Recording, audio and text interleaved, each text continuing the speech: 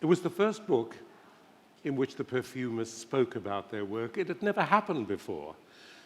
In the 1990s, perfumers were invisible people. One company president called them people of the shade, and the brands never acknowledged them. I'd become fascinated by the story of perfumes, how it all came about. But there were no books in which perfumers spoke of their work. There were books by architects, musicians, sculptors, but nothing by perfumers.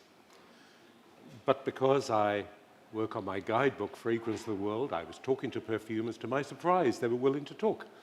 And so started a project. It's one of the loves of my life, my legacy there. I had the luck to interest two masters in the project. One was Guy Robert. At that time, he was at the height of his career. He was president of the French Society of Perfumers. He was the great perfumer who'd created Madame Rochas, Calèche, Dior, Esxence, many of the early Gucci fragrances.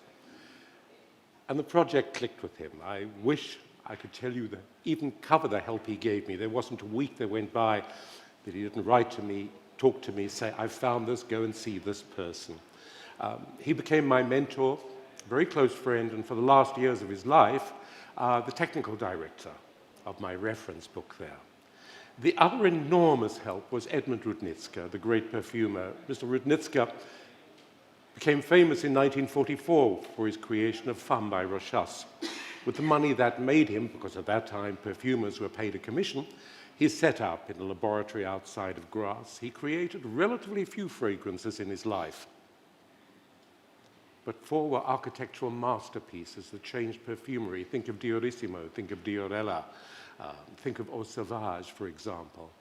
When I wrote to him, he was already an elderly man in his 80s, and he had the reputation of not being the easiest man. So I didn't think I had much hope, but I wanted to speak to him because, number one, I wanted to talk about his perfumes, but just as importantly, he was the only living perfumer who had known some of the great perfumers of the early part of the century, people like Alméras, who created the Patou fragrances, people such as Ernest Bull, who created Chanel No. 5, because Monsieur Rudnitzer started work in 1928. Well, I wrote to him, and to my surprise, he agreed to receive me. I thought I'd get maybe 10 minutes, but in fact it was hours, the first of 4 interviews I had with him.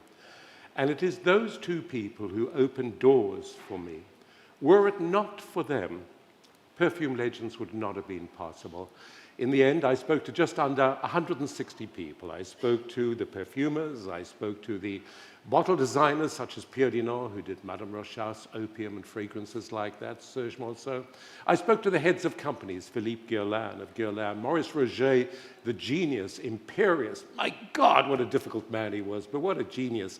The man who did the resurrection of Dior in the 80s with Poison, Fahrenheit, and Dune and fragrances like that. I spoke to Vera Struby, the angel of Terry Mugler, and I was lucky enough to speak to some of the couturiers, from Paco Rabanne through to Saint Laurent for a few minutes, through to Issey Miyake, Terry Mugler. And all of them I said, for you, what would you regard as the iconic French perfumes? Well, we ended up on a list of 45. And gradually, the definition of a legend emerged. It had to have an accord so innovative that it inspired other perfumes, inspired other compositions. It had to have an impact so profound that it shaped the trends. I'm not a believer in trends. To me, a trend is simply a very successful new fragrance with 100 others coming after it, like a flock of swallows trying to follow in the wake of this one there. It had to have a real impact in perfumery terms, and an appeal that was likely to transcend just the moment, just the minute. Because you and I don't create legends. People create legends when they talk one to the other. Well, the book came out. It became a cult because it's the only book in which you can actually read the words of the great creators there. I'm a word weaver. My job is to give you the insight into what they were feeling, how they felt, what they did. 80% of the text is their words, and all of them had the opportunity to double-check the text before it went to print. Well, it's now coming up for 23 years since Perfume Legends was published in 1996, and again I get asked, can you not come up with a new Perfume Legends? Can you not continue the saga of Perfume Legends? My problem is that I got waylaid by the sheer avalanche of new fragrances. Last year we tracked 2,866 new fragrances, and time ran out for me. But always I have wanted to do it. And so in September, I shall be publishing Perfume Legends 2. I'll make sure that all of you have a brochure before you leave. It updates Perfume Legends, the original one, new material. I've had 22 years to be able to research the internet, look at libraries that were not available at that time. For example, Chanel No. 5 is almost totally rewritten, so there's a lot of new material in there. And I've added 8 new legends. And so what we have is a book in 52 legends from Fougère Royale of 1864 right the way through to Portrait of a Lady, coming through into the 2000s on that. But I'm not going to bore you, because there isn't time. I'd love to, but I'm not going to bore you with a sort of fragrance by fragrance story of exactly what Perfume Legends is. Instead, today I'm going to pay tribute to the men, the women who've moved me so much, the perfumers. So often they've been in the background. So often we take their word for granted. But Perfume Legends is my tribute to their genius, to their creativity. And I have to start with Paul Parquet, the genius who created Fougère Royale in 1882 on that particular one there. Ernest Beau, the creator of No. 5, called him probably the greatest perfumer he had ever known. He was a remarkable man. Remember that in the mid-1800s, the perfumers had become fascinated by the new synthetic accords that were coming up. And before any of you start worrying about natural synthetics, my standpoint on this is, I believe a great creation has a body of fine naturals on a skeleton of innovative synthetics. Almost every fragrance in Perfume Legends has come about because it harnesses the power of a new synthetic to add a new dimension, a new factor to this one. In this case, we had seen coumarin identified, isolated from tonka beans in 1820. It had been synthesized in 1864, but nobody really used it. It was Paul Parquet who came about, and he took coumarin, that sweet marzipan scent, and he matched it with bergamot and lavender to create Fougère Royale. Well, Fougère Royale is a soap. That was what came out. It wasn't until 2 years later that Fougère Royale perfume was actually released. So the original Fougère Royale was actually a soap on this one. It's clear that this was the fragrance that gave Aimé Guerlain of Guerlain the inspiration for Jacques. Aimé Guerlain, a great perfumer. He was in London when his father died. He was called home to take management of the business. He was reluctant. But he was a very innovative perfumer on this one. And he created, as Jacques, probably his masterpiece on this one here. What he did was to build on Paul Parquet's Fougère Royale accord, but he put a masterly balance of contrast and balance into the fragrance. By the way, Jacques was named after Gabriel, his older brother's son. Sometimes they say, you know, it's named after a girl from London. There's no evidence of that. The family says it was named for family reasons, as Jacques was a diminutive of Jacques, the name on that kind of one. But Jacques, the original one, was made possible by the synthesis of 3 new synthetic materials. There was coumarin that Parquet had used. There was linalool, which had come out in 1851, and the vanillin, the identification of vanilla, which had come out in 1874. Was it for men? Was it for women? When I spoke to Guerlain, to Philippe Guerlain about this, he shrugged his shoulders and said, we were willing to try anybody on that kind of one. And the original advertisements showed men and women spraying it or dropping it onto their handkerchief and sniffing it. But round about 1904, Philippe said, it became clear that men really weren't using Jacques. And so to celebrate the new feminine Jacques, they brought out the bottle, which was a tribute to their father, with the champagne cork in the top on this one. But I would have to say that the dominant nose of the early part of that century was François Coty. As a man, he fascinated me. As a man and a perfumer, he continues to fascinate me in this. I mean, here was the man who created 3 of our fragrance families. 1905, Lodigon, a brutal floral oriental.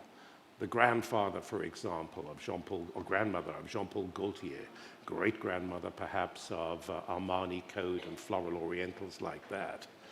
In 1917, Eau de Chypre, so important that it gave its name to the whole family of mossy wood scents. And we tend to forget that he was the origin of the modern oriental. 4 years before Shalimar in 1925, he created Emerald. Was he, though, a perfumer? Did he create them? We don't know. I know it sounds strange, but we actually don't know. He never claimed to be a perfumer. On his visiting card, he never wrote perfumer on that. He was a braggart in many senses. He was boastful, ambitious, but he never said he was a perfumer. On the other hand, no one has ever come forth since François Coty to say, I created it. And so the probability is that, yes, he did. The difficulty is that when you look at fragrances of the originality of a floral oriental, the first mossy woods note, the first modern oriental, the sheer imagination necessary to create such different perfumes, can you imagine that these could have been created by a young perfumer with less than maybe 15 years experience? But it seems that he did. François Coty had been born in Corsica. His mother had died when he was young. He was brought up by his grandmother, his great-grandmother, but they'd had very little money, and he left school before he could finish. He went into the army and served his service, and then he bumped around with a number of jobs in Marseille and other towns like that. 1900, he came to Paris to seek his fortune, and he sought out his commanding officer, who by that stage, Arène, was the Corsican deputy in the French Parliament. And he became gopher, literally secretary. He didn't do very much, he didn't get much salary, he just got enough for board and maybe the occasional dinner to come along and a place to stay. But it was there that he became more and more fascinated by perfumery. It all started in a chemist, in fact. A friend of his that he used to play cards with each evening one day ran out of time and asked him if he could help just blend some of the eau de colognes, because at that time you went to the pharmacies to buy eau de colognes or rose water or orange water. And Coty discovered he had a very acute nose. He also had a very critical nose. And he was soon telling the pharmacist just how bad the fragrances actually were. But he became more and more fascinated about fragrance. And at a dinner one day at his boss, he met a man called Antoine Cherice, who owned the giant Cherice manufactory in Grasse that produced most of the raw materials, the essential oils for the perfumers of the day. And he was encouraged to go there, so he turned up without an appointment. Naturally, the staff did their best to put him off, but he made such a fuss that after a while, Monsieur Coty came out to find out what it was all about. Something about the young man must have intrigued him. Maybe he recognized him, but he took him behind the scenes. The family says they talked for over 2 hours, and when Coty came out, he said to Robert, his technical chief, give Monsieur Coty whatever assistance he wants, as well as credit. Coty was a marvelous salesman. He persuaded Cherice to actually give him credit. Well, he trained there for 18 months to 20 months. The figures are a little vague in that one. And it couldn't have been at a better time, because when you look at it, the industry was changing. Until that time, distillation was the key in very crude methods. All that happened is that when you had some lavender in the field, for example, they would take it, they would put it in the top of that copper sill, they'd half fill it with water, they'd bring it over here, put it on those bricks, light a fire underneath, and when the water boiled, the steam would carry off some of the oil, and it ended up into that wooden barrel. Quite naturally, to you and I, it would be a very weak smell, but to the perfumers, that was normal. To you and I, probably a slightly burnt smell, because it's inevitable that the fire would burn some of the materials there. But that was the way perfume was at that time. But the Cherise company had acquired a new invention which transformed the whole field. Instead of using real fire, they used steam distillation and changed it. It was regarded as a miracle, and when Queen Victoria visited Grasse, she was taken to see it, in fact. The result was absolutes so intense, so deep, that to most of the perfumers of the time, they were too strong. They were not used to using ingredients like that. Coty just thought he was the most marvelous thing he'd ever come across. And that, together with the new bases that were available that the perfumers, traditional perfumers, were ignoring, allowed him to start creating. His first fragrance was Rose Jacqueminot, 1904. His first masterpiece, L'Origan, a brutal floral oriental, 1905. He then went on to create Chypre de Coty, for example, 1917. Oak moss, which is the heart of that, is a tough material. It's so heavy, so dank, it takes over everything.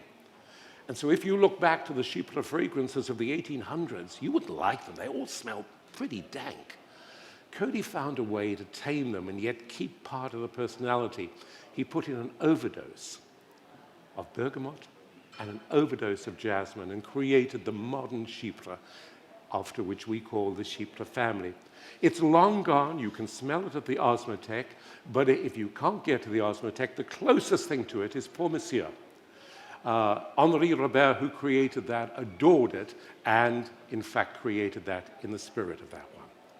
Now, please remember that Coty at that time, he became a billionaire. But he became a billionaire not necessarily through the perfumes, but through the scented powders. He was selling 4 million scented powders a year at that particular time, because those were affordable. The perfumes were a very small part of the business. But when we look at prestige perfumery, niche perfumery, I'd have to bring you to Jacques Guerlain. The master, 1914, Le Bleu, 1919, Mitsuko, 1925, Chaillon, 1934, Vol de Nuit. He lived till the 50s, but there was not another masterpiece. I once asked Jean-Paul Guerlain, his grandson, why did your grandfather not come up with new masterpieces after Vol de Nuit? And his answer was touching. He said, my mother died, my grandmother died, and he lost heart. Because perfumes come from emotion. Perfumes are created by the heart on this one here. I often wonder if it had not been for François Coty's innovation, push, competitive spirit, would Jacques Laurent have been pushed to create the majesty of Le Bleu in 1914? Sadly, the materials that he used are no longer available. But if you ever have a chance to go to the Osmothèque, revel in probably the greatest floral oriental ever created. Would he have created the marvelous Chypre of Mitsuko? No, it's not an imitation of Chypre de Coty. Totally different. He used an aldehydic note with a peach-scented thing to create it. It's a marvelous scent on that.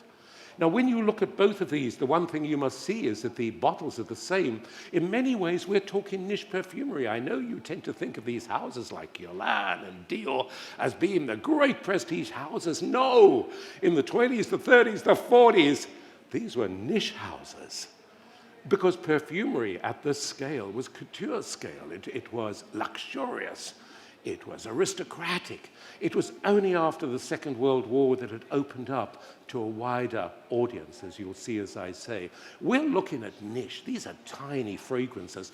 The bottles were similar, one to the other. It didn't matter too much, like as we go outside and we see the uniformity of the bottles there. It was only when there was something momentous that a new bottle was there. In 1925, the International Exposition came about, and Chaillon was born, and a new bottle was created for that occasion on that one there. The other perfumer I have to celebrate is, of course, Ernest Beau, the creator of Number 5. Marvelous man, fascinating man, difficult man, and a very reserved man. He really spoke about his work. His greatest creation, of course, that endures, Chanel Number 5. And perhaps the greatest tribute is that the Wertheimer brothers who own it continue to pay tribute to the genius of his work.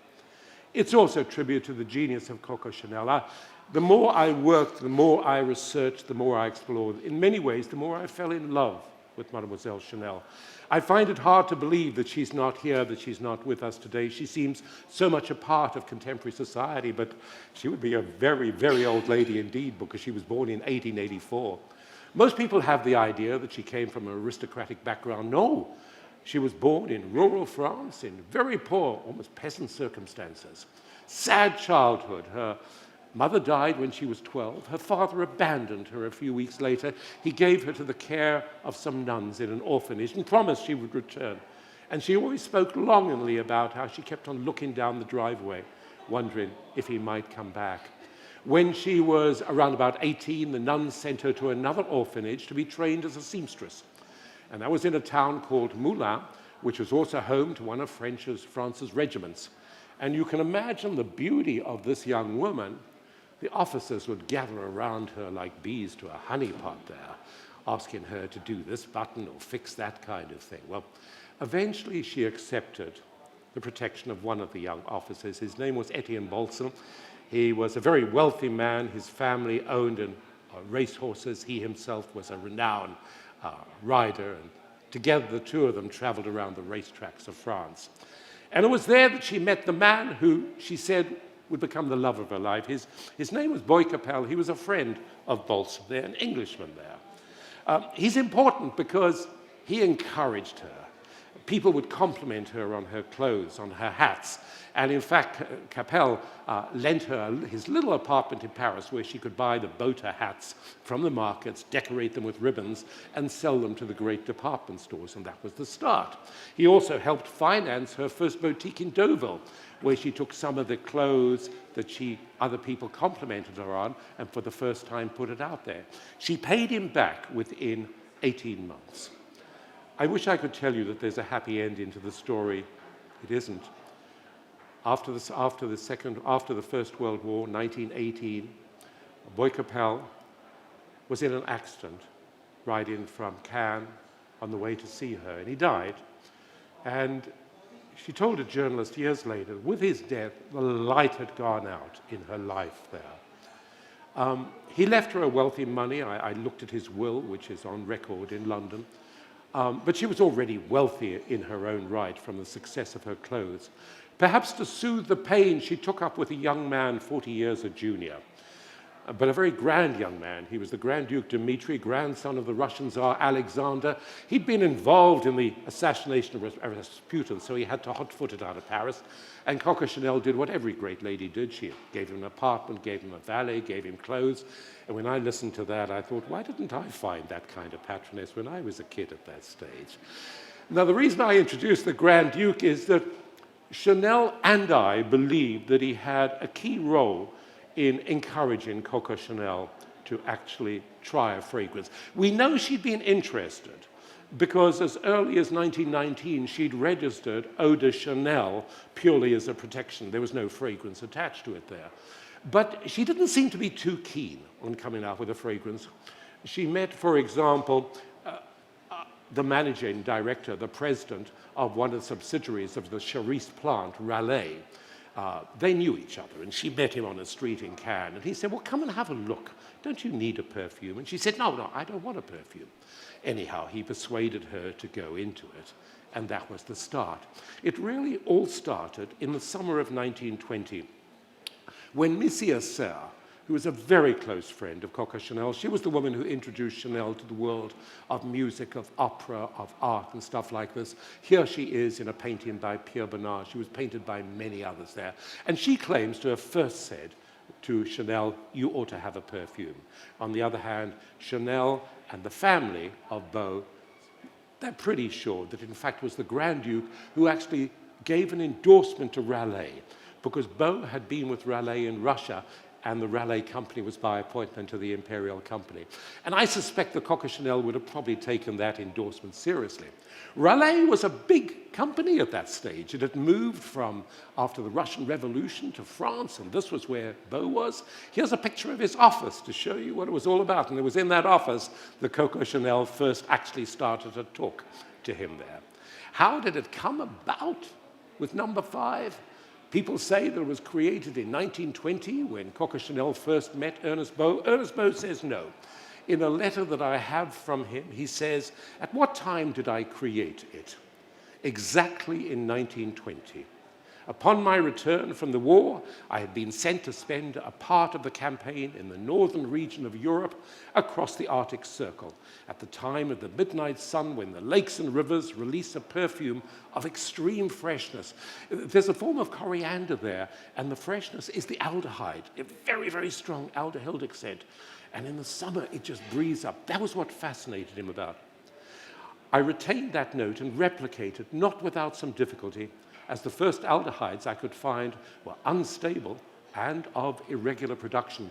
Aldehydes were not new. They were first identified from rose oil or citrus oil in 1908, but they smelled pretty horrible. I mean, some of them smelled very sharp and metallic. Others, for example, smelled almost like a snuffed-out candle. And the perfumers really didn't know how to use them. If they did, they used them in a fraction of a percent. Beau was the first to use them in a cocktail at about a 1% level.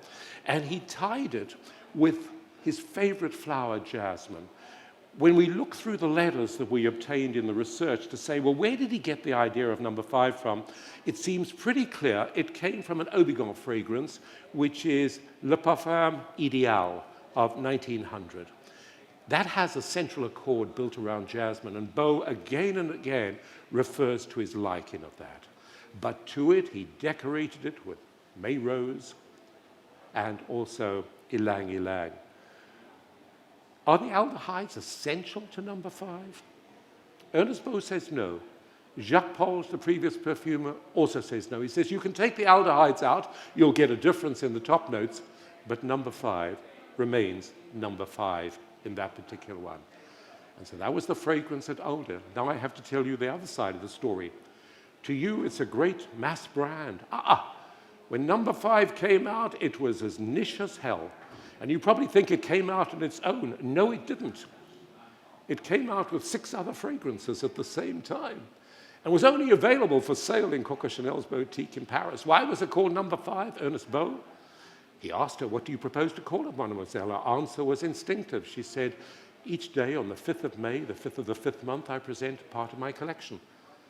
Let's use the number on the bottle, number 5, and that's how it got its name on that. It wasn't until 1926 that the Wertheimers actually went into collaboration with her and expanded the distribution that it became more. But until the Second World War, it was extremely niche. We're talking about a generation of niche fragrances. Caron, another example with the genius of Ernest Daltrof. I've written about a fragrance which is Nuit de Noël on this particular one. That's the one I've chosen in the book because for me, when I ask addicts of Caron, which one do you regard as probably the quintessential Caron creation, the most imaginative, they all come back to this one. But here was another genius in the 1920s. Again, if by definition we're talking niche, innovative, sometimes avant-garde perfume creations, if by niche we're talking about urban creations, not a roll in the countryside, if by niche we're talking almost aristocratic luxury, the Louis Vuitton of that particular age, then all of these fragrances are part of it. Think, for example, of Arpège, the marvelous fragrance created in 1927 by Paul Vacher and André Freas. Paul Vacher was the chief perfumer of Lanvin at that time. It still is the oldest couture house in France. André Freas was his young assistant at that time. House was dominated by the saga of Madame Lanvin and her daughter Marie Blanche. Marie Blanche was crucial. Lanvin doted on her there, and Marie Blanche doted on her mother. And their story is the story of the Lanvin fragrances. Arpège was created to celebrate Marie Blanche's birthday. And it was she was asked, what do you want? And she said, I want a perfume. And when Freas created the perfume together, and she was presented with it, she was asked, forgive me, she was asked, what do you call it? And her answer was, it smells like an arpeggio of notes. And that's how the name came along at that time. Again, very niche and very expensive at that stage. What about Joy, created in 1930? We have this imagination. It was a major fragrance. Elsa Maxwell saying, costliest perfume in the world. But did you know it was created as a gift? Patou had pioneered the American market. He designed clothes for women who are bigger, taller, more athletic than French women. And about 80% of his customers came from America. With the crash of 1929, of course, things went haywire. They couldn't do anything more. And so he asked his perfumer, Henri Alméras, who'd created the Poiret fragrances, to please make me a gift. Cost was no objective, because he never planned to sell it. This was to be a gift to his customers who could not come for the summer or the winter of 1930 to Paris because they'd probably lost their family money in the 1929 disaster. Alméras created it after a lot of pressure from Patou. He actually was not really happy being a perfumer. Jean Curlier, who took over later on as the Patou perfumer, said he loved running a factory. He was also a very crude man. He had a very salty language. He loathed fine restaurants. He adored women, and they adored him, as you can see from the reverence with which he's looking after both of those women.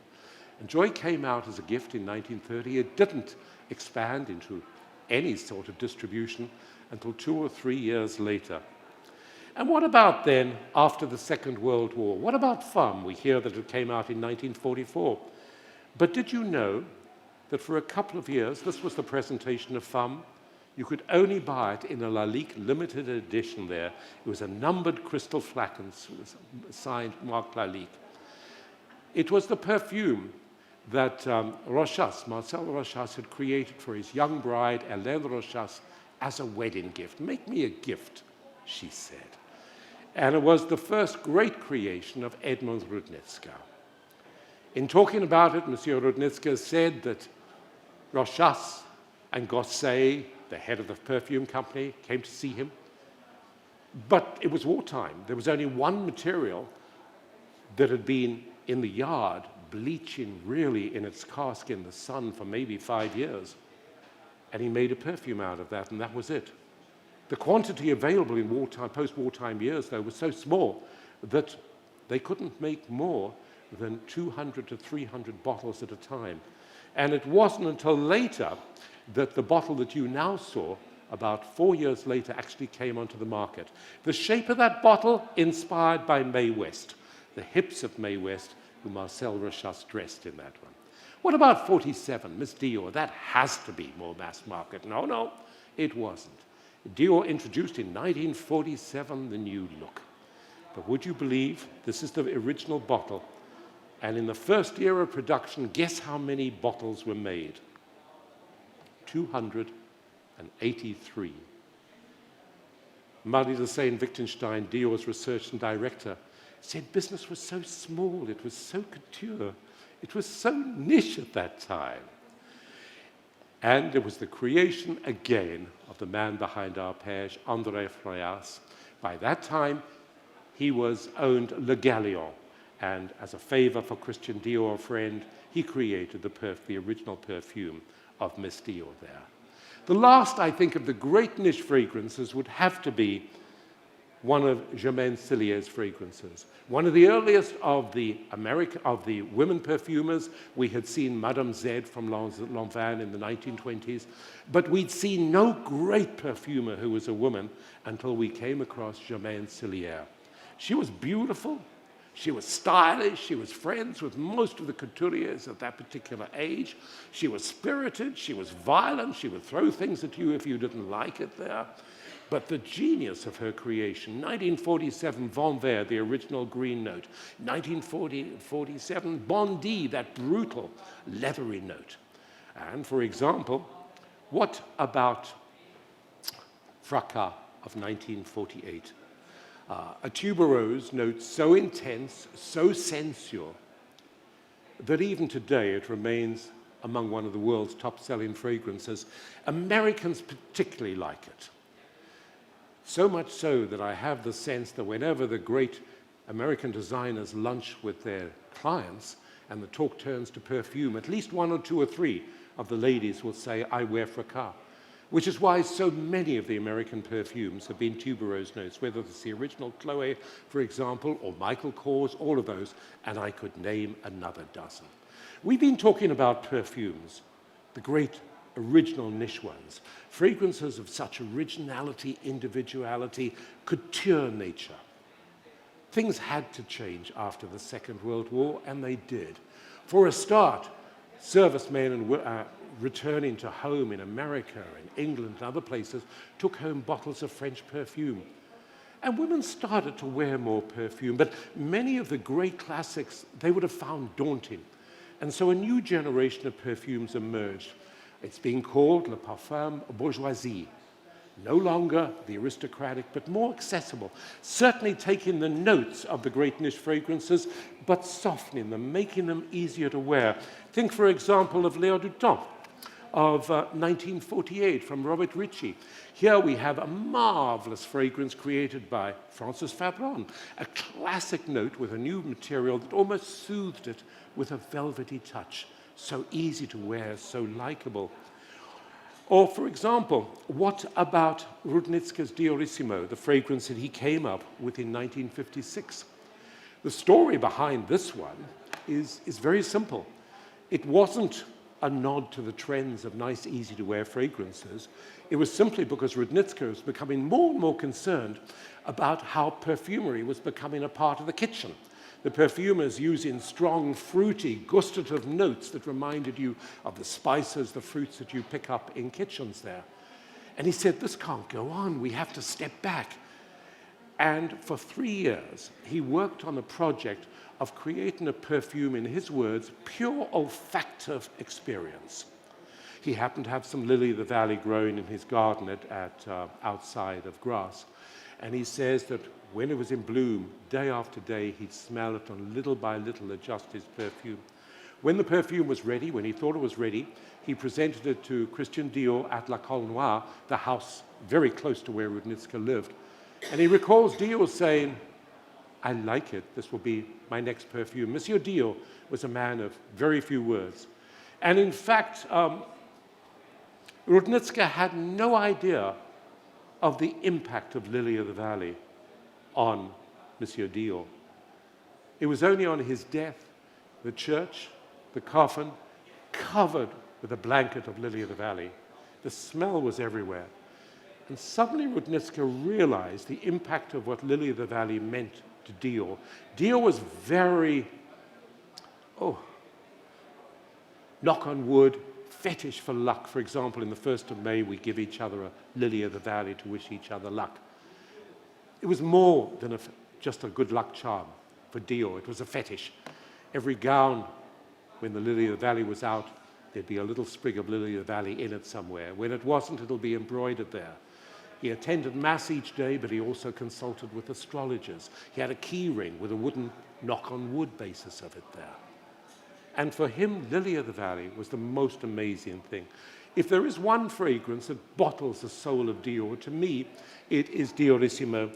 Even the house, the colors of the package, the pink and the gray, come from his childhood home in Normandy. And he said our house at Granville, like all Anglo-Norman buildings at the end of the last century, was perfectly hideous.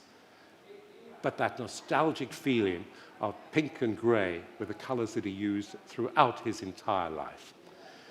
As the market changed with fragrances like Diorissimo and L'air du Temps, we start to see the magic, for example, of fragrances like Madame Rochas, the first celebrity fragrance. She really was. She was a celebrity at that time. Marcel Rochas had died. She was only 28. She was appointed president of the company, and she became the face of a new perfume, Madame Rochas, created by Guy Robert, one of the greatest of perfumers. It has been changed, unfortunately. Guy, before he died, gave my wife a 500 bottle of the original perfume that she still treasures there. The notes are so complex, so rich, but so beautiful at the same time. Marvelous fragrance. Remember, its accord has been replicated in 100 other fragrances. As, what about Fiji of 1966, the first of the travel perfumes? I mean, remember, Europe was starting to go to the Club Med sites at that time. People were starting to travel. But did you know that the original Fiji fragrance was actually Parfum de Thérèse, now available at Edition de Parfum? It was a Rudnitsky creation and was actually put out. And then they realized this is too avant-garde for the market. Remember, it would have been great in the 1920s, 30s, but by this time you were looking for fragrances easier to wear. And so Robert Salmon, the head of Lancôme, and that was Fiji at that time, pulled it back, and he asked Josephine Catapano, a very talented American perfumer, to create Fiji. And she took the idea of L'air du temps, and she dressed it in a green dress, and created a modern, fresh, green floral fragrance. So many others followed. For example, what about Charlie in 73, that changed our entire world? So much so that we talk about before Charlie and after Charlie. Before Charlie, women really bought perfume for themselves. Perfume was a gift. After Charlie, women were working, they had money, and they bought perfume for themselves. And it was this of the age that we saw marvelous fragrances like Calandre or Paco Rabanne that I've written about, for example. Or Rive Gauche, originally introduced in 1969 in America, came into France in 1971. It's interesting, but when you look at a really avant-garde creation of that time, think of Chanel 19 in 1979. It was the last of Coco Chanel's perfumes, and it didn't work. It was too avant-garde. And so we're seeing that from the early 20s, 30s, 40s of originality, the key thing, to the more muted, easier appealing of Le Parfum Bourgeoisie. And when you do have a fragrance of extraordinary originality like number 19, it didn't work. The time was not right, and often timing is everything on this. Well, one that did work, but the Dior continues to walk away from, to my sadness, is Diorella. I've included Diorella because it was the first fruity floral fragrance. Today, fruity florals are everywhere. But this was the first. Then in America came Lauren, second fruity floral that came about. But this was the first. It was an extraordinary kind of fragrance there. Rudnitsky said that if Diorissimo was the overture to his philosophy and Eau Sauvage its first act, then Diorella was to become his final mature expression of this one. He started with his classic Chypre accord that we see in Eau Fraiche de Dior and brands like that, and added an accord of overripe fruit to come up with something so extraordinary. Sadly, it has become the forgotten Dior, hardly ever promoted, and most of the consultants themselves have never worn it. It came out at a time, though, when the American originality was everything. Whether it was Charlie striding down the alleyway, or Halston, for example, whether it was Chloe or Oscar de la Renta of 1976, the first truly worldwide floral oriental, Diorella was drowned at that particular stage. But the fragrance that changed the whole market was Opium in 1977. A blockbuster that suddenly stopped. No, literally, it was our Jaws. The equivalent in movies of Jaws was the equivalent of Blockbuster. It was created by three perfumers, Jean-Louis Sieuzac, Raymond Chaillon, Françoise Marin. Well, this is Jean-Louis Sieuzac, and this is Chaillon. Unfortunately, I don't have a picture to show you of Françoise Marin. The brief was very simple. Loïc Deltay was the original marketing director there, and he said, I want a Shalimar. Every great house must have a Shalimar, and that was the brief that went out. Certainly, it had to be an Oriental. Saint Laurent agreed, but he was looking for a different kind of Oriental. These are his drawings to give you an indication of what kind of Oriental he wanted. He wanted sort of flacons in the shape of Napoleon II with tassels and stuff like that. But he had been working for a long time with Pierre Dinant, the great bottle designer who, in 1960, created the Madame Rochas bottle for Hélène Rochas. He called it Madame Rochas's Little House. Well, he had created the original fragrances bottles for Saint Laurent, so the two knew each other. And obviously, he was talking to Saint Laurent. He just didn't feel that those bottle designs were up to it. He had been commissioned by Kenzo to do a bottle which had been based on the Japanese in-the-room. Kenzo, though, walked away from the project, saying that, no, this is just too Oriental. But Dinant remained fascinated with the idea of the iconic in-row that they use. Here, for example, would be a classic Japanese in-row there, and that was the inspiration behind it. And he made a mold of it, and he presented it to Saint Laurent, and he recalls the designer saying, That's an in-row. That's where the samurai would put their salves, their powder, their opium. Opium, opium, opium. And that was the design that actually gave the name opium to the whole fragrance there. Can you imagine the impact, though, on the conservative pharmaceutical company Squibb, who owned Saint Laurent? I mean, these conservative gentlemen in the boardroom, they couldn't believe that anybody wanted to call it opium, but Saint Laurent fought for it. And there were two men who, above all, assisted him. One was Richard Forlore, who was chairman of the Squibb Corporation, a very talented, very knowledgeable, very elegant, and very well-read man. He believed that this was an idea. Saint Laurent had convinced him that this was not a poppy syndrome, that this really was an imagination of a state of perfume. The other one was Bob Miller, who was the man deputized to work between Saint Laurent and the Squibb company. In my book, you will find page after page after page detail, and it is a fascinating saga. The Squibb board never finally really approved it because when opium was launched, they only permitted it to be launched in Paris. They never anticipated that lorries carrying stocks of opium would be hijacked. They never anticipated the sheer demand. Finally, it came to America, and they were horrified when the Chinese community rose up in arms against it and barricaded the offices to the corporate plant. But opium survived and became probably the greatest fragrance that we've ever had. Mrs. Lauder was not happy. When she first smelled opium, she says it's youth dew with tassels, and spitted blood between all of them. Yes, there was certainly a definite thing coming through, but yeah. The fact of life is, it changed perfumery, it changed the world, and I only wish that Lancôme would bring the original one back in some way or the other, or more sensitively handle it. The one that I always want to do is a fragrance that I couldn't do in my last book, Naïma of 1979.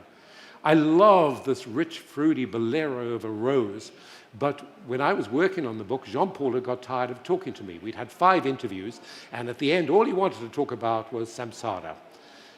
Now, I've been able to persuade he and Anne-Marie Saget, who worked on the formula with him, to talk about Naïma in this one. So here we have Anne-Marie Saget, and this is Jean-Paul Guerlain. And if I could express in a picture, this is the picture that is in the book that I've chosen to express Naïma, because it was one of the first to use the Damascene molecules, and it is a rose. If you imagine Ravel's Bolero, imagine a perfume which just dances in this hypnotic theme over and over and over again, building up to a climax. A marvelous fragrance that at last I go in. And it matches the Rose Magic of Paris that was presented in 1983 at that particular time. And this is again the American creativity, Sophia Grosjman, coming from New York. Was it just a rose fragrance? I asked Sophia. She said no. The original fragrance came from a French fragrance, Vol de Nuit, with its violet note, because Ernest Shifton, IFF's chief perfumer, had given her a trial in which he said, make me a Vol de Nuit, and she'd become fascinated with the violet note. And I said, what about the rose? She said, that's another one. That's Naïma, when she smelt it, with its Damascones coming through. And she said, I plugged the Damascones, and I plugged the violet note, and I put it together, and that was Paris. When it came out, the French were suitably horrified that here could be a fragrance named after the City of Light, created by an American perfumer. But they got used to it after a while on that one there. And then in 1984, we come through to Dominique Ropium's first real great fragrance. I mean, Dominique is a marvelous man. In the database, we list over 360 fragrances that he's created. But back in 1984, this was his first real, true success there. It's a fascinating sense because it's an accord made up of a flowery accord, a Chypre accord, and an Oriental accord. Now, normally they fight each other, but they don't in this genius of a word. When the perfumers smelt it, they said, c'est un Chypre. No, said Givenchy, it's an Oriental. And then in 1985 came Passion by Elizabeth Taylor, Elizabeth Arden. C'est un autre Chypre, said the perfumers. No, said Elizabeth Taylor, it's an Oriental. They were both right. We were talking about a resurrection of the Amanita 1921 Accord, where you have this mixture of oriental notes and the fusion of patchouli and sandalwood. Now, I have to keep peace with both the perfumers and the brands, so my solution was to create a new family called Woody Oriental. In effect, all I did was to divide floral orientals, which in my classification are dominated by flower notes like orange flower, and the woody orientals, which are dominated by the patchouli sandalwood, woody notes tied to orientals. And that's the reason I added that, because I have to keep peace with both the perfumers and the brands. Today, everybody uses it. But this was a time in the 80s of assertion. Women were starting to kick against the glass ceiling. They were saying, I want more. In sex too, I want more. And so what we saw is assertive fragrances coming through, from esotiques to obsession to poison, for example, created by Edouard Fleischer for the genius of a man, Maurice Roget. Interviewing him was daunting. You never had a chance to say a word. He just dominated. He told you what he wanted you to say. But his insight, his intellectual capacity, perfume for him was an intellectual challenge. He believed that every perfume must go through new boundaries. He says, if you want to repeat the past, by all means, but I'm not interested. A perfume must be an expression of its time, but it must also anticipate the next time coming through. It must challenge you. Originality in his mind was everything. And he worked with the perfumers as if he was a perfumer. And this was the time of the last family-owned Guerlain perfume, Samsara. By 1989, it had become quite clear that if you wanted to be in the game, you had to spend money. And the Guerlain family came up with $89 million to back this. They couldn't keep on, and that's why eventually the company was sold. Most of what we've talked about from the 1950s, 1960s, 1970s, 1980s, lovely fragrance, little chipping, until you get things like Poison, for example, and Obsession. But even Obsession was really a twist on an old fragrance, Shalimar with a green note there. Poison, yeah, I agree, totally original. In the 90s, we start to see real creativity. Think of Angel, with Terry Mugler, for example, on this one. A sad man in many ways. He was brought up in Strasbourg, an only child, very few friends, not good at schoolwork, not good at sports. And he says that he would lie awake at night in summer looking at the stars, and they'd be twinkling back at him. And in his mind, the stars became his friends, which is why you can see the symbol on his ring of the star there. When asked what was the happiest experience, he would talk about when the fun fair came to Strasbourg. And he would steal out, and he'd be lost in this world of magic, of music, of sawdust, of candy floss, vanilla ice cream. He said, that's what I want in a perfume. And the perfumer said, do you want to wear it or do you want to eat it? But Olivier Cresp had an idea. He thought, I think I can take that top note, that fruity note, and I can make it light and airy while keeping it delectable. But the man behind it that really gave the inspiration was not a perfumer, Yves de Chalice, the grandson of the Chalice who'd helped finance François Coty. He was vice president of marketing at Quest, the perfume house that developed Angel. And he realized that patchouli has got a very similar dry scent to sawdust. And so he asked Olivier to build the perfume around patchouli with its sawdust note, add to it a sparkling, celestial note of fruit, and then the maltose at the bottom for a caramel note. And that's how Angel all came about and became a legend. It is the time, too, of Issey Miyake and Jacques Guerlain, the time of Flower by Kenzo, Alberto Moreas there. As the turn of the century goes into the 1990s, Dior finally made it in America. They had not succeeded until J'adore came along. And that was the original. I write about the original fragrance in my book, Calice Becker's one. I'm not touching François Demarchy's reinterpretation of it. I tell you this one. But the one that I do have enormous respect for is Coco Mademoiselle. It's a flanker. You probably look at me and say, you have to be kidding. But this was the fragrance that actually put Chanel No. 5 off its perch and became the world's largest selling fragrance and the Chanel No. 1 fragrance. The brief came from America because the Americans were worried. Coco was fading. American department stores were talking about discontinuing Coco, the fragrance that had been introduced in the 1980s. Imagine the humiliation for the company if their signature name were discontinued. And so right from the start, it had to be a flanker. The definition was very simple. This must be the fragrance that Mademoiselle would wear if she was 21 today. And that was how the whole basis. That was where Jacques Paul started to become involved, the last great fragrance of his creation on this particular one. Well, it came out, and they were absolutely right. But it also competed with an explosion of niche. If you have a look at these figures over the last 10 years, you'll see that 10 years ago, 1,400 new fragrances, last year just short of 3,000.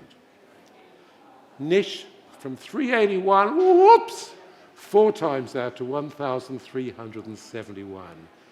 This is the next move for niche. If you wonder how niche started, it started in 1976 with l'artisan parfumer Jean-François Laporte that came along in that particular one. Jean-François Laporte was a chemist, not a perfumer, but fascinated by perfume. People say that he was fighting the marketing of opium and Charlie. No, no evidence of that. He was just in love with fine perfume, and he wanted to talk about that. He set up this boutique. Then, in 1980, came Annick Goutal. Again, nothing to do with marketing. In 1989, in Paris, came Patricia de Nicolai, and in Italy came in Etro. 1992, for the first time, we saw the great brands tiptoeing in Shiseido, with Serge Lutens, Palais Royal Shiseido at that time there. But this was a tiny market.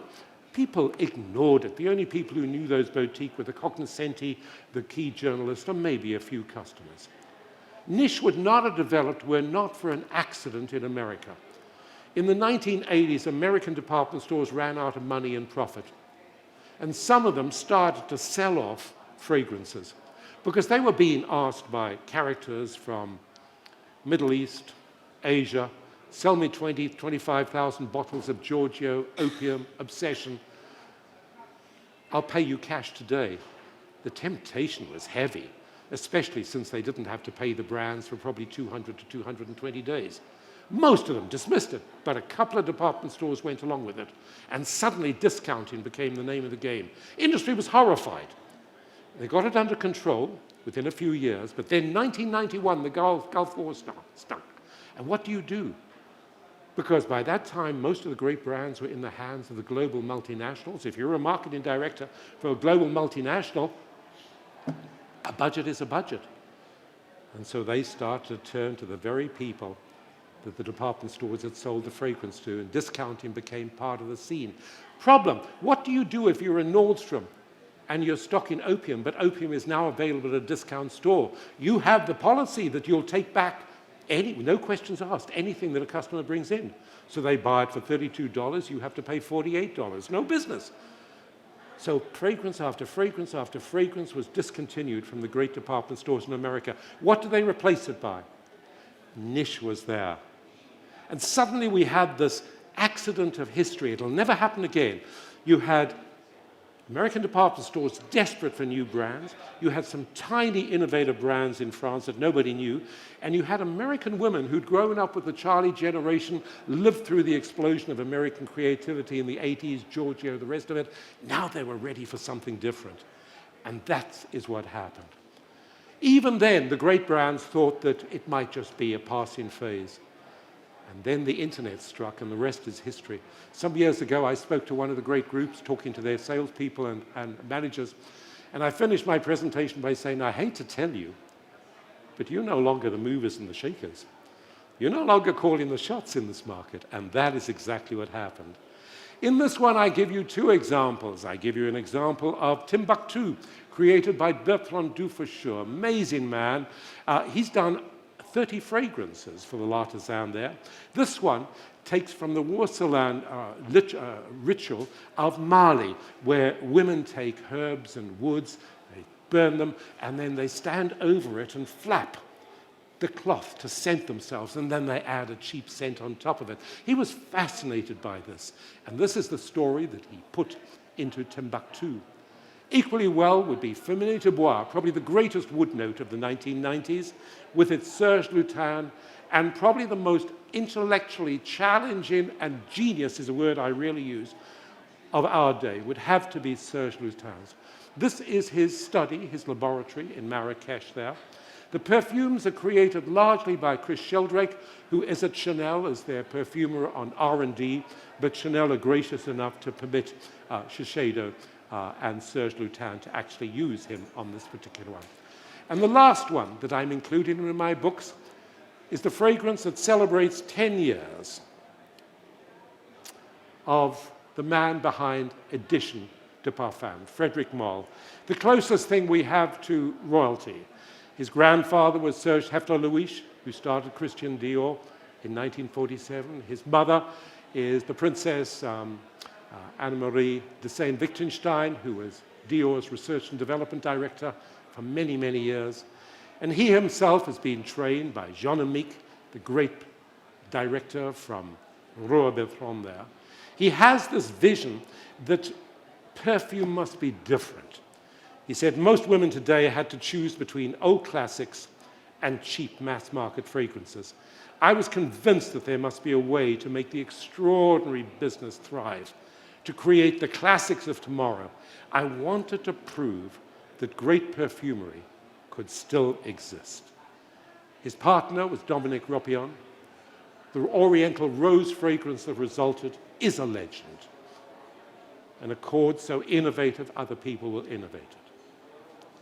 An impact so profound that others copy it. And an appeal that is likely to transcend the times. I give you Portrait of a Lady, I give you Perfume Legends, and I thank you.